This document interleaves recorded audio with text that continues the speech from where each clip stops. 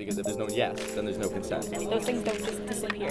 Everything's now out there and it's permanent. I feel like everybody should consider themselves a feminist. When you're doing something right, then that person notices and you feel just like you're glowing.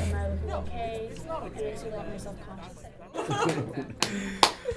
Awesome. So we just wanted to kind of chat about your guys' experiences. I don't know, we never really spoke about mental health very much and just maintaining good mental health. I'm glad you guys came here. And there you go. There you go. I know I had a pretty rough time in high school. For me, I was gay and I was closeted. Then I was on a show called Degrassi for so many years. And I was playing a gay character, and it was just all very confusing. So it's all where's my life going? I was who am I? What's happening? And there were terrible moments where I was really confused, really stressed, really depressed, and I didn't seek proper help. I think partially because no one spoke about it. I didn't really know personally that I was dealing with anything different. I thought teenage life is hard, but I didn't get why my peers found it so much easier. So I guess my question is what is the difference between those normal teenage pressures and then pressures that do need some extra attention? Me personally, although I had heavier struggles with the social anxiety, I think even just from the stuff that I've learned in the certain programs, everyone could use having knowledge about your mental health and on a daily taking care of yourself and analyzing thoughts and all of that. I think it's important for basically anybody to understand how your mind works and why it's working. And teenagers, you're going through all these changes. It's crucial, I think, for anybody, not even just people who are struggling, right? I find it that when I can't approach my teachers really, when I can't really trust people who are in my own friend group or anyone there, it makes it harder for me to actually want to go to school, and then I get behind on school, and then my grades drop, and then that's how everything starts up again. So usually I find it that school is just a burden. Did you have positive experience maybe with a counselor or a teacher that did reach out to you, or has it been few and far in between within the school setting? Yeah, basically, the counselor did not reach me out. I was the one who reached out from them. If I felt there's triggering inside my head that I cannot explain, something that talks on my brain saying, everybody hates you in this class because you're the only gay person. So I was I don't want to go back to this class anymore because they'll just make fun of me. I'm also struggling to come up to my friends. The way I walk, the way I talk to people, they'll always make fun of me because I am a different person. One of my friends said, hey, why are you dressing up like a guy? And I was because I am comfortable. So what she did is she bought me a girly clothes from the Bay. And she said, you have to wear this because it looks good to you. But deep inside, I was crying. I said, why am I supposed to change for who I am? And I was I don't know where to reach out because I don't feel really powerful because I'm just a student and nobody listens. There are things that stuck on my head and I can't even say what I want to that person just to accept me for who I am. That's my struggle in school. Well, you know what? You have done such a fantastic first step because you knew that that you could reach out to resources, and then you said, I need more. Yeah. I can't just sit here, otherwise I'm not going to go to school, and I'm going to feel underrepresented in my school and my community. Yeah. And that is such an incredible act of bravery.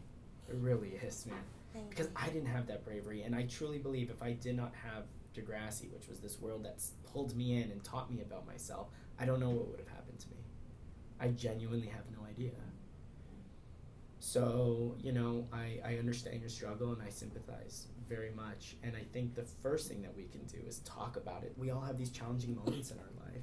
Is there a difference between that maintenance of mental health and then mental illness? Well, me with the social anxiety, I know that anxiety is kind of universal. Everyone feels anxiety, the fight or flight at some point. You don't need to be on the heavier side of the spectrum of mental health to feel it. But when it becomes overwhelming, when you can't get out of your house, when you can't get into class because you just feel too anxious to do things, that's when it starts to become more of a problem. We're kind of in this revolution of mental health because the conversation needs to start, so that when you do talk to your teacher and say, I can't do this class presentation, they don't just kind of say, oh, you're just feeling anxious, get over it. Like, right? The just like, get you know over it those ones? mentality that a lot of people have is, like, it's so wrong. If somebody said that they couldn't do gym because they had a broken leg, they would be excused from it. Yeah. Just because it's not a physical disability doesn't mean it's not just as disabling, If a lot of people have has like been troubled with like anxiety and all that, like if you go way back from like the Great Depression, like way back to like the Holocaust, like way back when like all that happened, it's like no one like really understands how to deal with themselves, right? So their kind of thing was like spirituality. No, I know what you're saying. It's like having the ability to have some peace of mind and to create that peace for yourself, I think is something that will maintain all of our mental health. And especially if you can learn that skill young, we can kind of hone in on it and perfect it.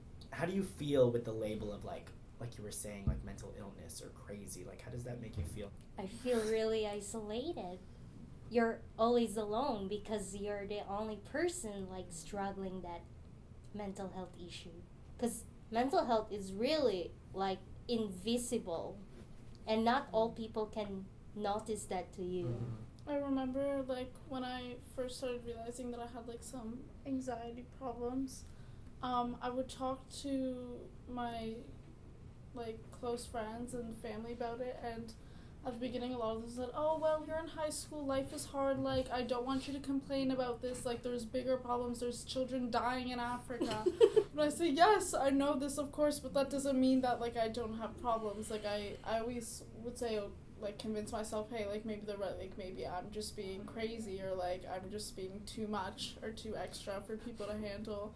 I found it it was very isolating for me too, and not only did it make me feel isolated, but it made me feel like very lost. I would have so many people be like, oh yeah, you have anxiety, I'm sure, like you all have anxiety. Like, yeah, are you sure you have all you anxiety? teenage girls Like, have yes, anxiety. like, yes.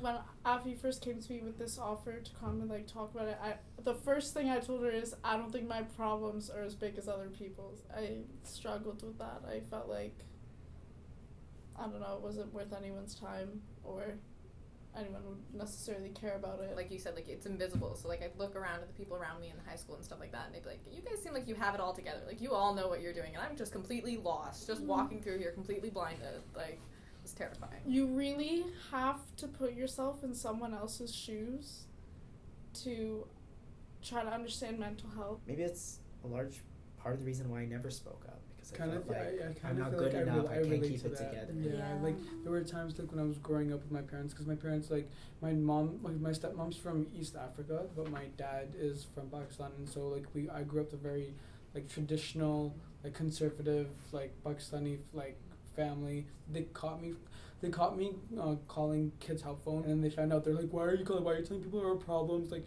I always had to be closeted and hide them, and so it kind of taught me how to like deal with like everything that comes my way, like myself. As a Right. Filipino too background, my parents really doesn't care about mental health. They said like, no, it's only like a phase, like that's not real, it's only in your mind.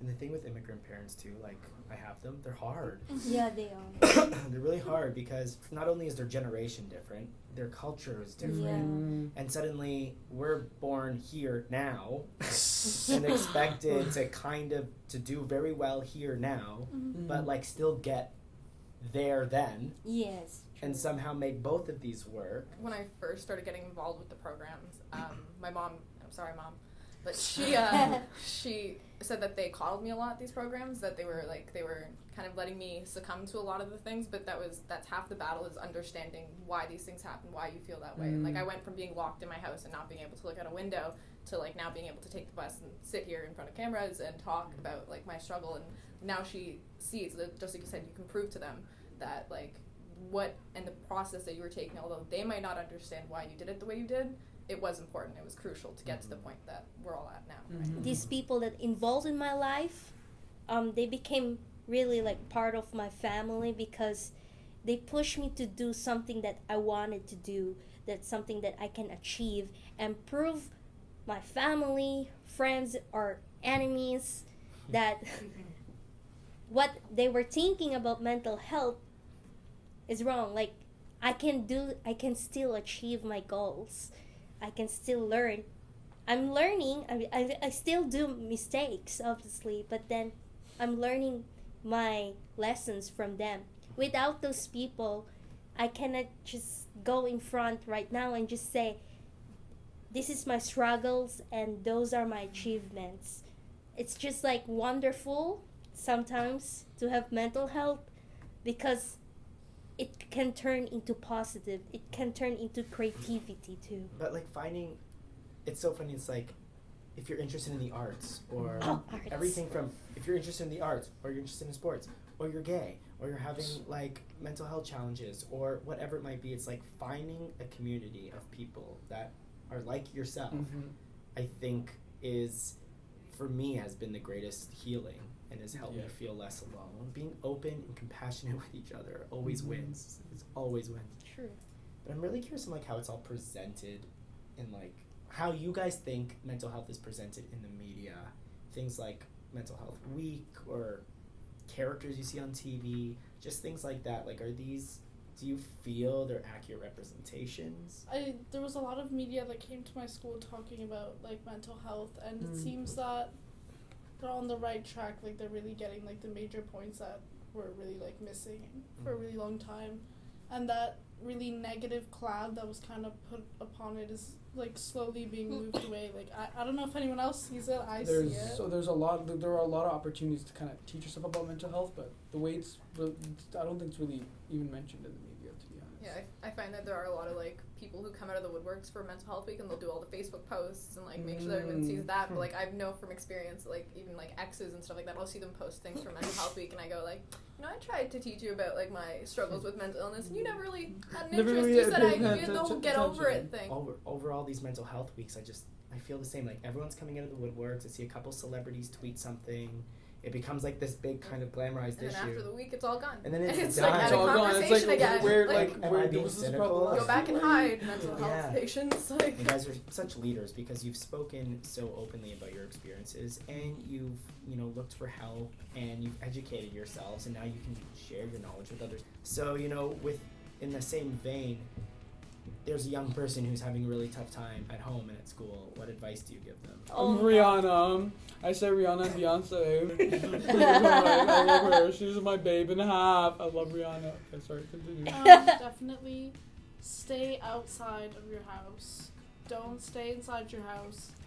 Don't focus on everything bad. Like, I will be sitting in my room and think of 12 bad things that happened to me in the past 2 hours and then be like, should I really go outside? Is it really worth it to go? But I'll go anyway. Find things that keep you happy and smiling. Don't be scared to ask for help.